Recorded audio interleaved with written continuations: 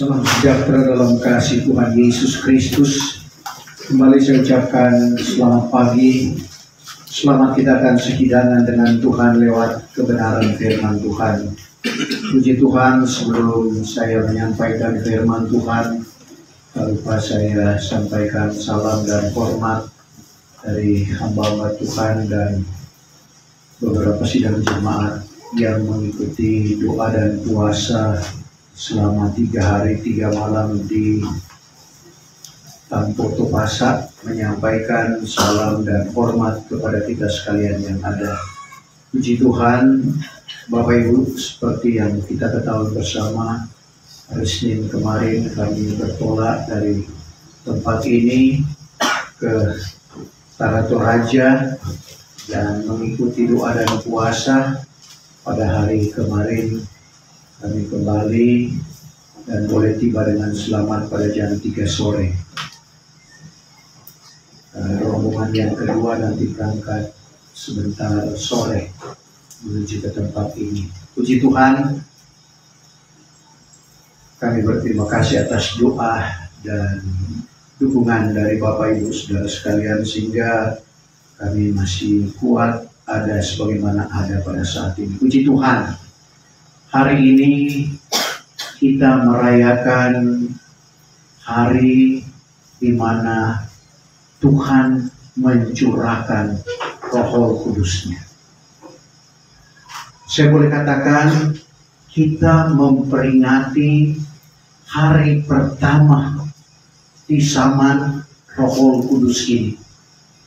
Karena zaman Roh Kudus itu berlaku pada waktu pencurahan Roh Kudus di loteng Yerusalem, sesuai dengan janji Tuhan yang kita akan baca di dalam Lukas pasal yang ke-24 ayat 49.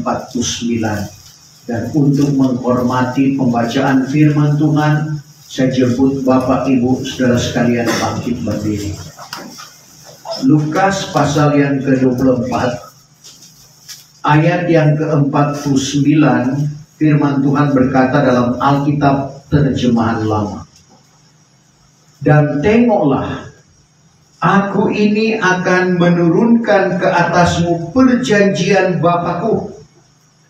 Tetapi kamu ini nantilah di dalam negeri ini, sehingga kamu dilengkapi dengan kuasa dari tempat yang maha tinggi. Terima kasih.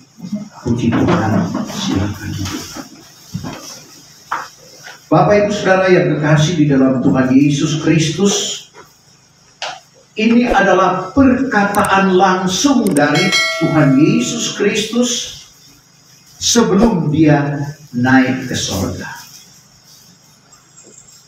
Karena Bapak Ibu Saudara, setelah dia bangkit dari antara orang mati, dia tidak langsung meninggalkan dunia ini, tetapi masih dia bersama-sama dengan murid-muridnya. Bahkan sebelum dia terangkat ke sorga, dia berkata seperti yang dikatakan dalam ayat ini. Tengoklah, aku ini menurunkan ke atasmu perjanjian Bapakku. Saudara, tetapi kamu nanti di dalam negeri ini sehingga kamu dilengkapi dengan kuasa dari tempat yang maha tinggi. Karena ada banyak manfaat setelah Tuhan Yesus naik ke sorga. Pertama-tama yang dia janjikan, dia akan mencurahkan Roh Kudus. Dan betapa pentingnya Roh Kudus itu, karena Roh Kudus itu adalah roh kebenaran yang keluar dari Bapa. Kalau kita baca dalam Yahya 15 ayat 26. Yahya 15 ayat yang ke-26. Akan tetapi apabila datang penolong yang akan kusuruhkan kepadamu, akan tetapi apabila penolong yang akan datang kusuruhkan kepadamu daripada Bapa, yaitu yaitu roh kebenaran, yaitu roh kebenaran, yang keluar daripada Bapa itu, ialah akan menyaksikan dari halku. Ialah yang akan menyaksikan dari halku. Dalam ayat ini di mana Tuhan mengatakan bahwa Roh itu sebagai penolong.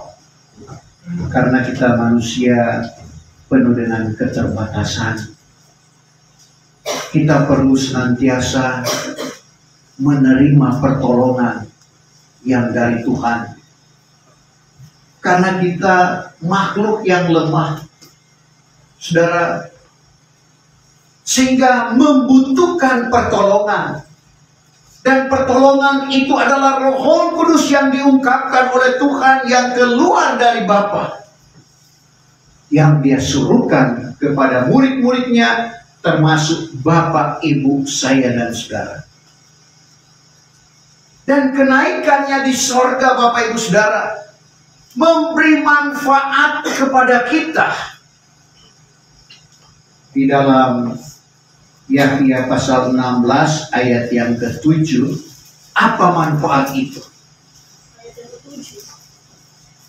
Tetapi aku ini mengatakan yang benar kepadamu. Aku mengatakan yang benar kepadamu, bahwa berfaedahlah bagi kamu. Berfaedah, bermanfaatlah bagi kamu. Jikalau aku ini pergi. Jikalau aku pergi naik ke sorga. Karena jikalau tiada aku pergi. Kalau tiada aku pergi. Tiadalah penolong itu akan datang kepadamu. Tiadalah penolong itu akan datang kepadamu. Tetapi jikalau aku pergi. Jikalau aku pergi. Aku akan menyuruhkan dia kepadamu. Aku akan menyuruhkan dia kepadamu, penolong. Kalau kita perhatikan Yesus sebagai oknum Tritunggal Allah, Dia berjanji bahwa Dia tidak akan membiarkan murid-muridnya piatu, tetapi Dia mengirimkan penolong. Dan inilah faedah Tuhan Yesus naik ke sorga. Dia kirim penolong, yaitu Roh Kudus. Kalau Roh, saudara, luar biasa. Dia ada di sini, Dia ada di tempat-tempat yang lain, di mana orang beribadah, di mana 2-3 orang berhimpun atas nama Tuhan. Jadi itulah manfaatnya. Kalau Dia sebagai oknum, boleh dikatakan terbatas. Kalau Dia ada di sini, Dia tidak ada di sana. Tapi kalau Roh Kudus, Roh itu ada di mana-mana. Dia ada di sini, Dia ada di tempat yang lain. Itulah manfaat yang dikatakan oleh Tuhan Yesus apabila Dia naik ke sorga. Dan selanjutnya, Bapak, Ibu, saudara yang kekasih di dalam Tuhan Yesus Kristus, di dalam Kisah pasal 1 ayatnya yang keempat, Tuhan berkata, artinya nasihat Tuhan kepada murid-muridnya supaya mereka menerima apa yang dijanjikan oleh Tuhan kepadanya. Kisah 1 ayat 4. Kisah 1 ayat 4. Tatkala Yesus berhimpun dengan rasul-rasul, maka dipesankannya kepada mereka itu. Jangan meninggalkan Yerusalem. Jangan tinggalkan Yerusalem. Melainkan menantikan perjanjian Bapa. Nantikanlah perjanjian Bapa. Yang kamu mendengar daripadaku itu. Yang kamu dengar daripadaku. Tuhan pesankan, Bapak, Ibu, saudara, supaya murid-muridnya tetap tinggal di Yerusalem.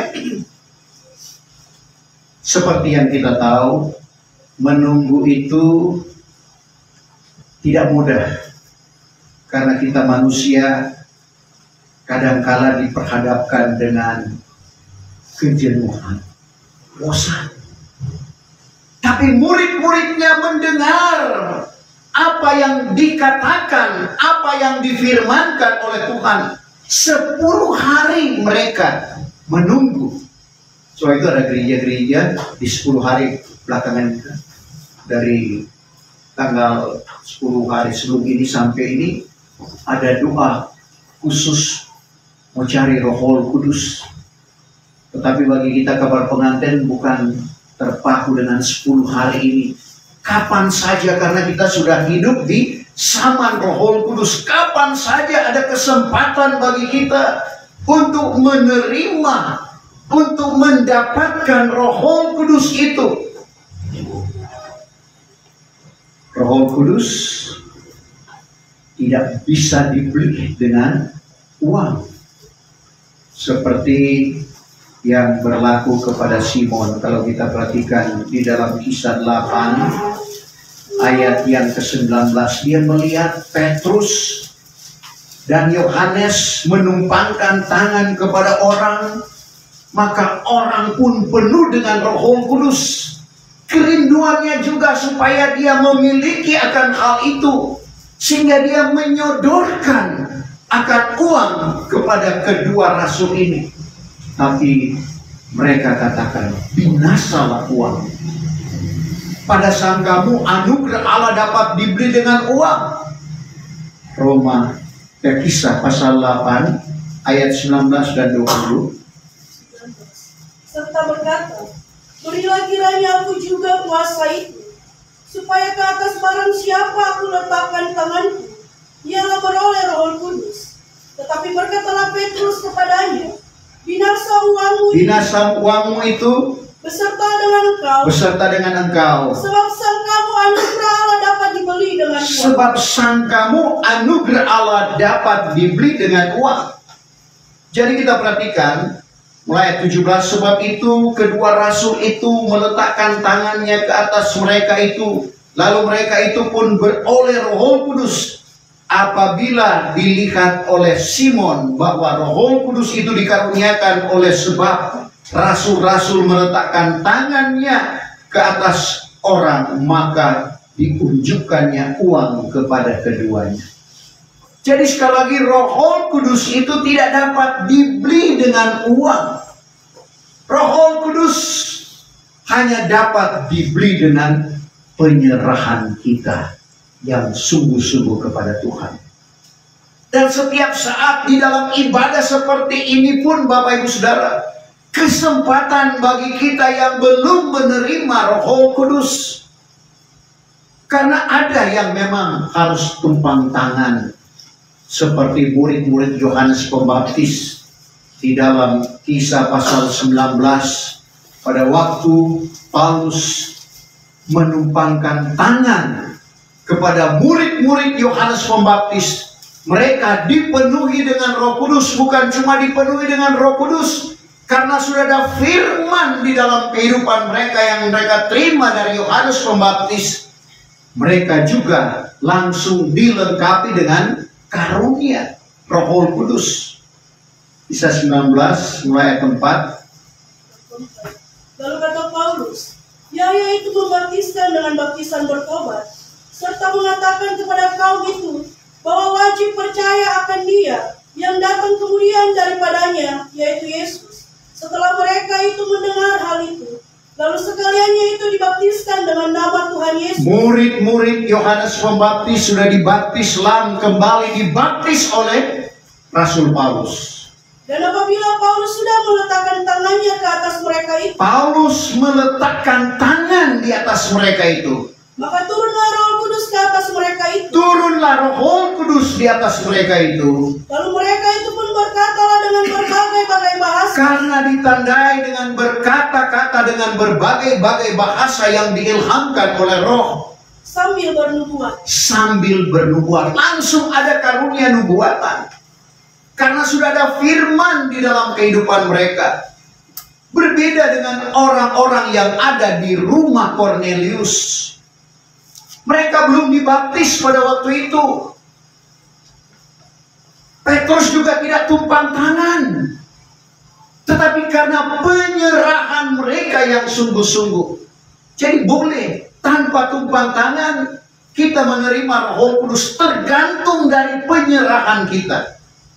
Karena saya hubungkan dengan pribadi saya, hamba Tuhan sudah tumpang tangan, maaf bicara bukan cuma air mata yang keluar, air hidung pun tidak malu-malu, tapi tidak dapat. Justru pada waktu saya berdoa sendiri, tanpa tumpang tangan. Jadi untuk menerima Roh Kudus jangan bergantung untuk ditumpang tangan. Kita perhatikan Kisah 10 ayat 44 mulai. Kisah 10 ayat 44. Sedang Petrus lagi mengatakan perkataan itu, sementara Petrus berkhotbah di rumah Kornelius, turunlah Roh Kudus ke atas kalian orang. Roh Kudus turun kepada orang-orang yang ada di rumahnya, yang mendengarkan perkataan Petrus. Terus ayat 45. Maka segala orang beriman yang menurut adat bersunat, orang yang beriman menurut adat bersunat yang bersama-sama dengan Petrus, seberapa banyak yang datang menyertai Petrus, tercengang-cenganglah. Mereka tercengang-cengang juga. Sebab ke atas orang kafir juga dicurahkan anugerah Roh Kudus. Orang kafir yang belum dibaptis pada waktu itu menerima anugerah Roh Kudus. Jadi kita lihat di dalam Alkitab ada yang melalui tumpang tangan, ada yang tanpa ditumpang tangan. Berarti penyerahan kita yang sungguh itulah yang menentukan kita untuk mendapatkan apa yang kita minta. Dalam hal ini kita harus pusatkan hati dan pikiran kita kepada Tuhan untuk mendapatkan apa yang kita rindukan. Contoh, Hana yang mandul. Kalau orang mandul kan tidak mungkin mau mengandung, apalagi mau melahirkan karena mandul. Tapi dia memusatkan hati dan pikirannya kepada Tuhan di dalam doanya. Dia berdoa sungguh-sungguh, tidak keluar suara, hanya mulutnya yang bergerak. Itu namanya komat kamit. Sampai-sampai Imam Eli bilang, Hana, berapa lama tingkah lakumu seperti orang mabuk? Hana bilang, saya tidak mabuk. Saya hanya mencurahkan kepikiran hati saya kepada Tuhan. Akhirnya Imam Eli katakan, tahun depan engkau akan mendapatkan anak. Betul. Coba kita baca 1 Samuel 1 mulai 13. Karena Hana itu pun berkata-kata dalam hatinya. Hana itu berkata-kata di dalam hatinya. Bibirnya saja bergerak. Bibirnya yang bergerak, tidak terdengar suara. Tetapi tiada kedengaran bunyi suaranya. Maka sebab itu pada sangka Eli mabuklah ia. Imam Eli menganggap dia sedang mabuk. Maka kata Eli kepadanya. Kata Eli kepada Hana, berapa lama gerangan seperti mabuklah lakumu? berapa lamakah tingkah lakumu seperti orang mabuk? Buanglah mabukmu itu daripadamu. Buanglah mabukmu itu daripadaku. Tetapi sahut Hana katanya. Hana menjawab, bukan begitu ya Tuhan. bukan begitu ya Tuhan. Melainkan saya ini seorang perempuan yang berduka cita. Bukan saya sudah minum air anggur. Bukan saya sudah minum air anggur atau minuman keras. Atau minuman yang keras. Melainkan saya sudah mencurahkan segala kepikiran hati saya. Saya mencurahkan kepikiran hati saya, pikiran dan hatinya dia pusatkan kepada Tuhan. Di hadapan hadirat Tuhan. Akhirnya dalam ayat yang ke-20 dia mengandung dan melahirkan seorang anak laki-laki dinamainya Samuel. Artinya sudah kupinta dari Tuhan. Dan ini contoh bagi kita, terutama yang belum menerima anugerah Roh Kudus. Dalam hal ini baptisan roh. Yang belum menerima karunia. Ya, kami bersyukur karena dalam puasa 3 hari ini ada beberapa orang termasuk siswa-siswi yang mendapat karunia nubuatan. Itu karena penyerahan, memusatkan hati dan pikiran kita. Dan ini penting di dalam kehidupan kita untuk kita merebut akan anugerah Roh Kudus. Karena itu hukum yang berlaku di zaman Roh Kudus ini. Bertobat, berbaptis dengan nama Yesus Kristus akan jalan keampunan dosa, lalu memperoleh anugerah Roh Kudus. Anugerah Roh Kudus dimulai dari baptisan roh, kepenuhan roh. Betapa penting itu, karena kita lihat fungsi dari Roh Kudus itu merupakan kuasa. Kisah 1 ayat 8. Apabila Roh Kudus turun ke atas kamu, maka kamu akan memperoleh kuasa.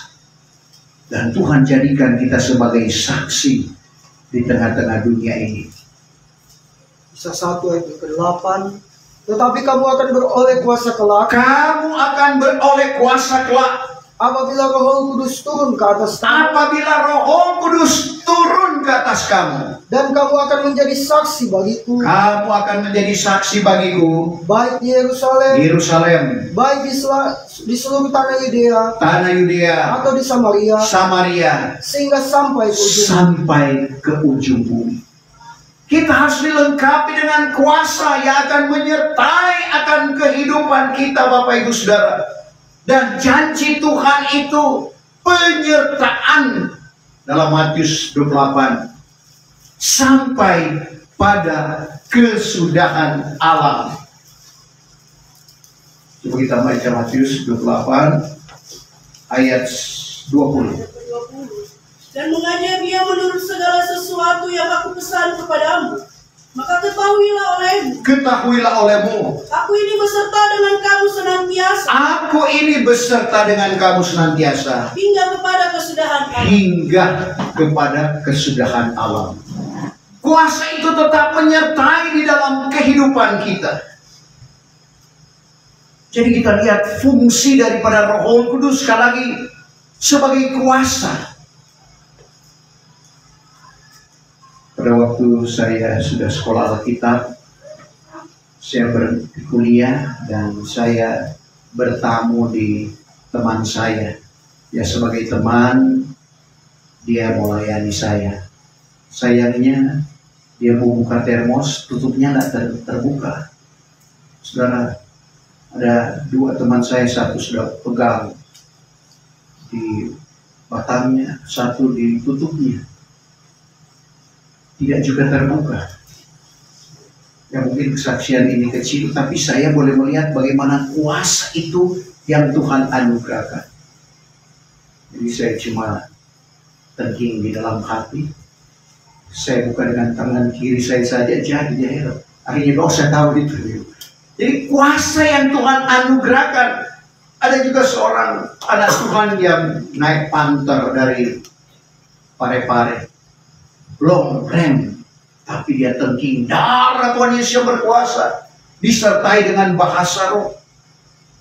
Saudara, mustahil mobil kalau belum rem akan bisa berhenti. Sampai sopirnya berkata, hebat juga Tuhan.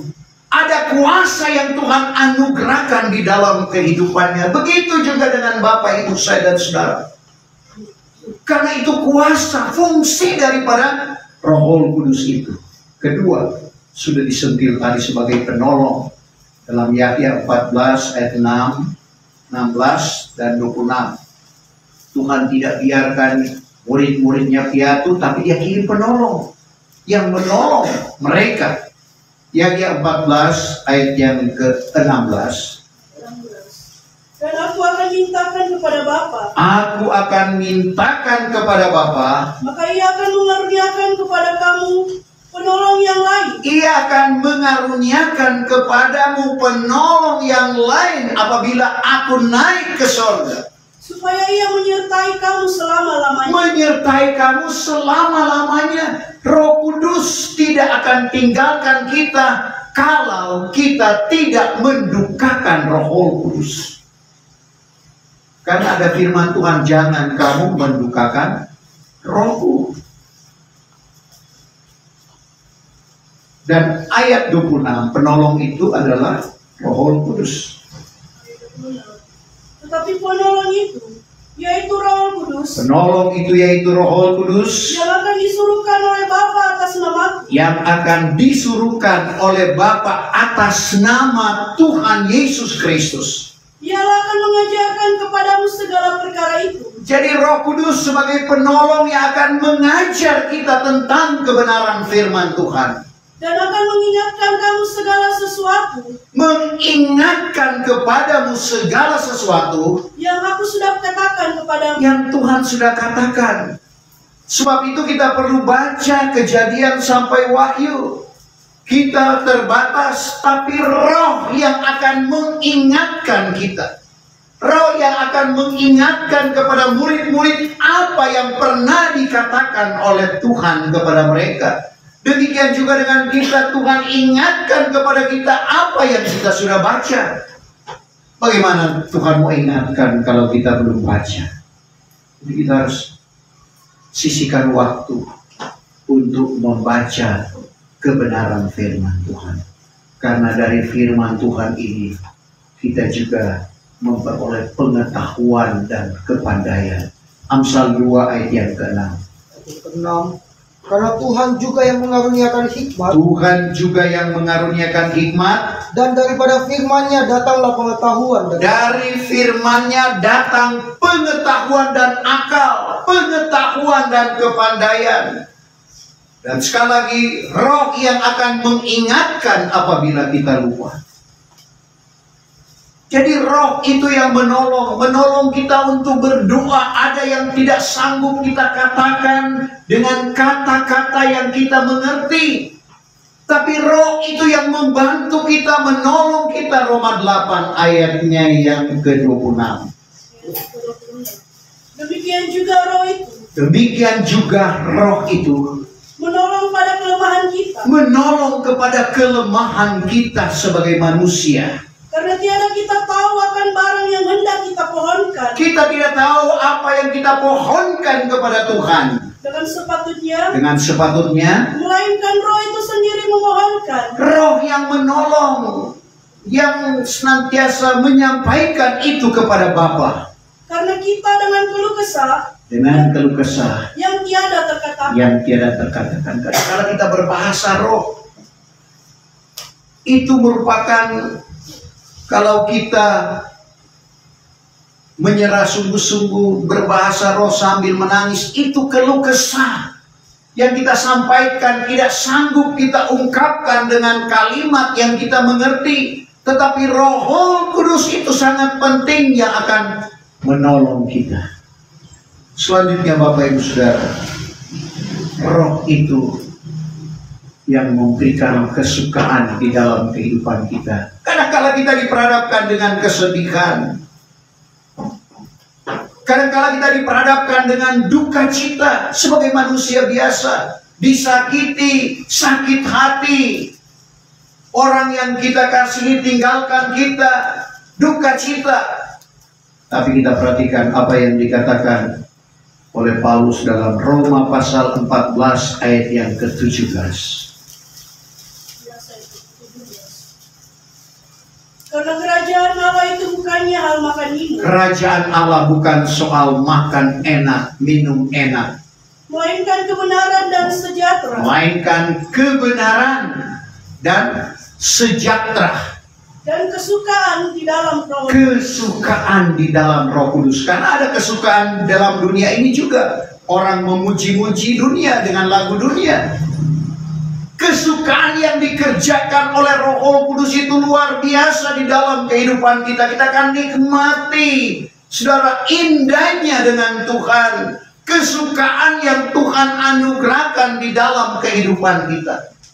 Sehingga ada pujian, kesukaan dari Tuhan, kesukaan dari Tuhan, kesukaan dari Tuhan, itulah kekuatanku. Kesukaan yang memberikan kekuatan iman di dalam kehidupan kita. Kadang-kadang kita lemah, tapi Roh itu yang memberikan sukacita, yang memberikan kekuatan di dalam kehidupan kita. Dan selanjutnya, Roh Kudus itu juga penting untuk kepentingan pekerjaan Tuhan. Yaitu Roh, kalau kita diizinkan oleh Tuhan masuk pada kegerakan rohani yang besar, masuk pada penuaian yang besar, sebagaimana Filipus setelah dia baptis sida-sida, Sida-sida cari mana itu Filipus? Oh sudah tidak ada, dia dengar sudah di Asdod. Tidak naik pesawat, tapi diraihkan. Kalau kita baca dalam Kisah 8 ayat 39-40. Tatkala mereka itu naik dari dalam air. Setelah Filipus dan sida-sida naik dari atas dalam air karena sudah dibaptis waktu itu, maka Roh Tuhan pun meraihkan Filipus. Roh Tuhan meraihkan Filipus. Dan sida-sida itu tiada lagi nampak dia. Lalu ia berjalan pulang dengan sukacitanya sepanjang jalan. Tetapi Filipus itu didapati orang di Asdod. Maka sambil berjalan ia memberitakan kabar kesukaan di dalam seluruh negeri, sehingga ia sampai ke Kaisar. Jadi kita lihat demi kepentingan pekerjaan Tuhan, demi menggenapi Matius 24 ayat yang ke-14, bahwa Injil kerajaan ini akan dimasyurkan ke 4 penjuru alam. Perlu ada peraipan Bapak Ibu Saudara. Seperti Filipus setelah dia baptis sida-sida, keluar dari dalam air, sida-sida cari mana ini Filipus. Dia dengar sudah ada di Asdod, diraihkan. Itulah fungsi dari Roh Kudus. Selanjutnya, Roh Kudus itu yang akan membawa kita dari kebenaran datang kepada segala kebenaran. Yohanes 16 ayat yang ke-13. Yang ke-13.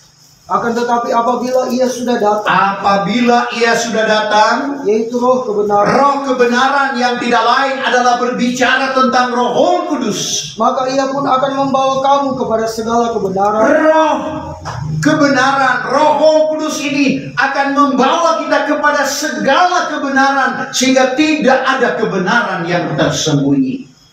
Karena tiada ia berkata-kata dengan kehendaknya sendiri. Tiada ia berkata-kata dengan kehendaknya sendiri. Melainkan barang yang didengarnya itu juga akan dikatakannya. Dan dikabarkannya kepadamu. Segala perkara yang akan datang. Jadi Roh kebenaran, Roh Kudus lewat firman Tuhan yang mengungkapkan. Karena firman Tuhan ini menceritakan apa yang sudah terjadi, apa yang sementara terjadi, dan apa yang akan terjadi. Dan Roh Kudus yang membawa kita kepada segala kebenaran. Kenapa? Karena fungsi dari Roh Kudus ini adalah mengajar. Dalam 1 Yahya 2 ayat 27. 1 Yahya 2 ayat 27. Adapun kamu ini, maka karunia roh yang telah kamu peroleh daripadanya itu tinggal di dalam kamu. Dan tak usah kamu diajar oleh seorang pun lagi. Melainkan karunia-Nya itu memberi kamu pengajaran. Karunia Roh Kudus itu yang memberi kamu pengajaran. Dari hal segala perkara. Dan sungguhlah karunia itu bukannya palsu. Dan seperti kamu sudah diajarnya. Maka tinggallah kamu di dalam dia. Tapi jangan salah paham. Jangan setelah baca dengar ayat ini, Anda perlu sekolah Alkitab. Nanti Roh yang mengajar. Justru di sekolah Alkitab diajarkan bagaimana pekerjaan Roh Kudus itu, supaya tidak dipecundang oleh roh iblis. Penting bagaimana cara menerima Roh Kudus, dan bagaimana untuk membedakan apakah itu roh dari Tuhan atau dari emosi atau manusia, maupun dari kuasa kegelapan. Itu yang dipelajari di sekolah Alkitab. Jangan bilang anak sekolah Alkitab, nanti Roh yang mengajar. Jadi kita lihat itulah fungsi dari Roh Kudus yang dijanjikan oleh Tuhan dan yang sudah diberikan oleh Tuhan kepada Bapak, Ibu, saya dan saudara. Sebab itu sekali lagi kita memperingati hari di mana Tuhan mencurahkan Roh Kudus di loteng Yerusalem, sehingga apa yang dinubuatkan oleh Nabi Yoel berlaku pada waktu itu, akhir zaman. Aku akan mencurahkan rohku kepada segala manusia, sehingga anakmu laki-laki dan perempuan akan bernubuat. Orang muda-muda akan lihat beberapa penglihatan. Orang tua-tua akan mimpi berbagai-bagai mimpi. Ke atas hambaku laki-laki dan perempuan, aku akan mencurahkan rohku pada masa itu, dan mereka akan bernubuat. Sekali lagi, yang dinubuatkan oleh Nabi Yoel pertama kali terjadi di Yerusalem. Kita baca dulu Yoel 2 ayat 8. Maka kemudian daripada itu akan jadi bahwa aku mencurahkan rohku kepada segala manusia. Tuhan mencurahkan rohnya kepada segala manusia. Maka anak-anakmu laki-laki dan perempuan akan bernubuat. Anakmu laki-laki dan perempuan akan bernubuat. Dan orang tua-tuamu akan bermimpi. Orang tua-tua akan mimpi, tapi jangan mimpi di gereja ya. Di rumah. Dan orang terunamu akan melihat beberapa hayal. Teruna atau orang muda akan lihat beberapa hayal atau penglihatan.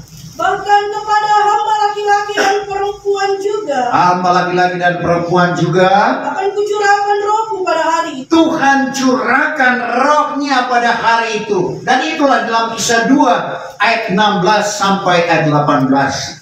Kiranya itu juga menjadi milik dan bagian kita. Sekali lagi, Roh Kudus tidak dapat dibeli dengan uang, tapi dengan penyerahan kita yang sungguh, kita pusatkan hati dan pikiran kita, sehingga sebagaimana janji Tuhan kepada murid-muridnya dalam ayat firman Tuhan tadi, dan tengoklah aku ini menurunkan ke atasmu perjanjian Bapakku, tetapi kamu ini nantilah di dalam negeri ini, sehingga kamu dilengkapi dengan kuasa dari tempat yang maha tinggi. Tuhan kiranya memberkati firman Tuhan. Sejemput kita bangkit berdiri, kita akan masuk di dalam doa dan penyembahan. Betapa besar kasih-Mu Allahku, sehingga